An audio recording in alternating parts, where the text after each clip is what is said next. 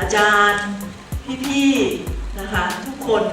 ยินดีต้อนรับลูกๆนะคะอยากจะเห็น3 วันนี้ที่เราเข้ามาเรียนรู้ทดลองเรียนเนี่ยเราได้พบสิ่งที่เราใฝ่ฝัน